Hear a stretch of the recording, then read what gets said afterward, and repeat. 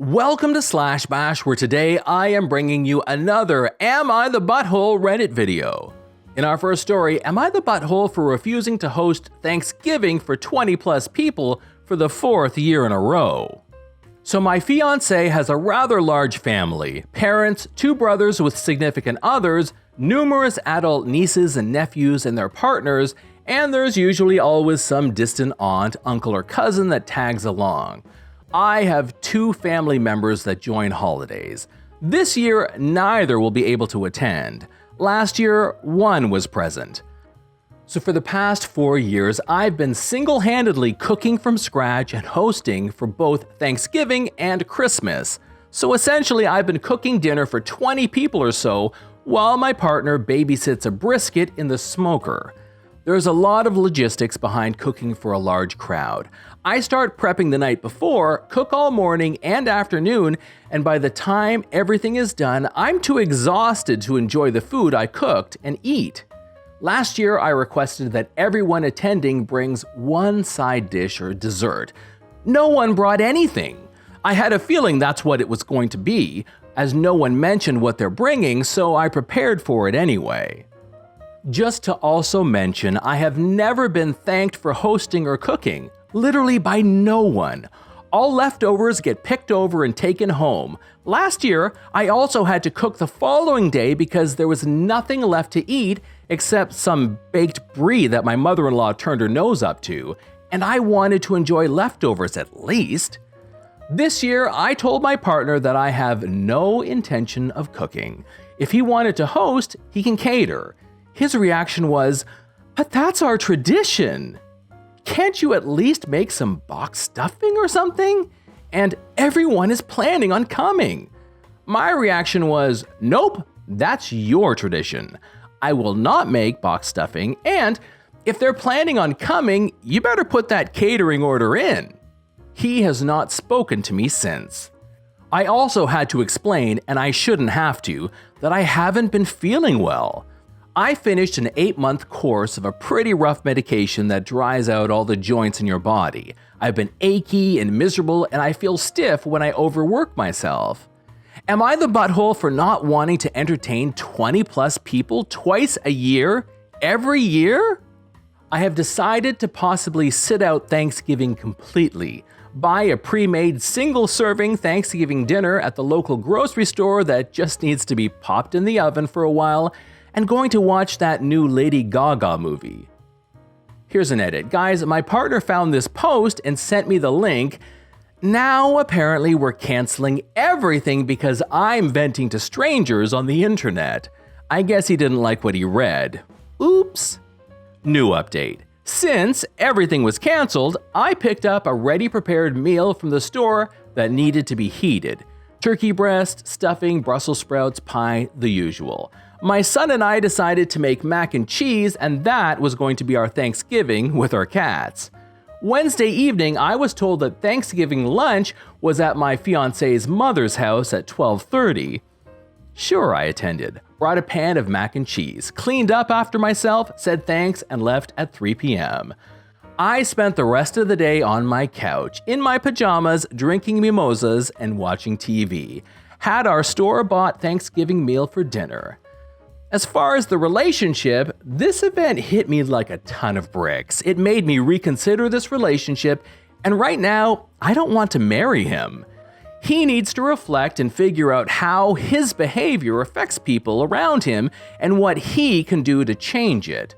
I laid out everything on the table, what I need from a partner and what he should contribute to this relationship, emotionally and otherwise. He argued and made it about himself because that's easier than acknowledging his shortcomings. Eventually, he apologized and according to him, will do better, whatever that means. I will be in my own place going forward. We can talk about it all in couples counseling, or not, up to him. I made peace with the fact that our expectations and values are different at this point, and I'm ready to cut my losses either way. I hope you all had a great Thanksgiving without much drama. Mine was quite relaxing after all. Time to put up the tree. Am I the butthole for not letting my brother and sister-in-law see my daughter after they threw away her medication? I have a 4-year-old daughter, Emma. I'm an alcoholic and I've been sober for 2 years. My brother was Emma's court-appointed guardian from when she was 15 months old to just before her 3rd birthday. I had to fight for almost a year to get her back. My brother and sister-in-law are still upset that I took Emma from them and have called Child Protective Service on me numerous times and made it clear that they don't trust me to take care of my own kid. They love Emma and Emma loves them, so I try to take her to see them a couple times a month. A couple weeks ago, Emma caught the stomach flu from someone at her preschool. I'm in school full-time and had a midterm that day, so I asked my brother to watch her for a couple hours so I could take my test. They said they were happy to take her, so I brought her to their house that morning with her medicines. A schedule saying when she's supposed to take which medicine and the dosage, a bottle of Pedialyte, and a few changes of clothes. I came to pick her up after the midterm and half her medicines, her clothes, and her Pedialyte were gone. When I asked about it, they said they threw away all of her medicines and the Pedialyte because they were liquids and they were already open, so I could have put something in there to make her sick or sleepy. Not that it helps much, but I never hurt my daughter or gave her anything that wasn't recommended by a pediatrician. They also said I shouldn't be giving her Tylenol and Motrin.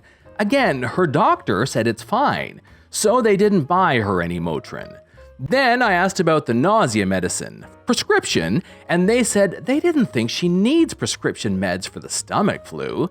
They also felt her clothes weren't good enough for her, so they gave them to their neighbor for their garage sale and bought her new clothes, meaning they most likely took her shopping when she was sick and should have been resting. I left with Emma and haven't spoken to them since, except to tell them they will not be allowed anywhere near my kid unsupervised.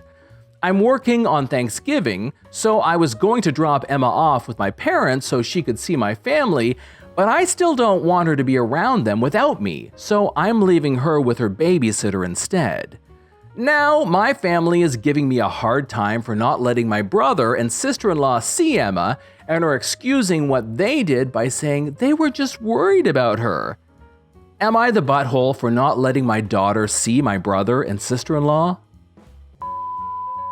Am I the butthole for making an uncomfortable joke when my friend told me her dinner table was full with family? Over the last 20 years, everyone in my close family has died. Both my parents are gone, my grandparents on both sides, all my dad's uncles, and anyone who is still alive are scattered out among the country. All I, a 20-year-old female, have left is my siblings and my brother-in-law. My friend, who's a 23-year-old female, comes from a different family. All the uncles, aunts, cousins, grandparents have monthly parties, stay in touch, have big celebrations, the works. All of them are still alive and active.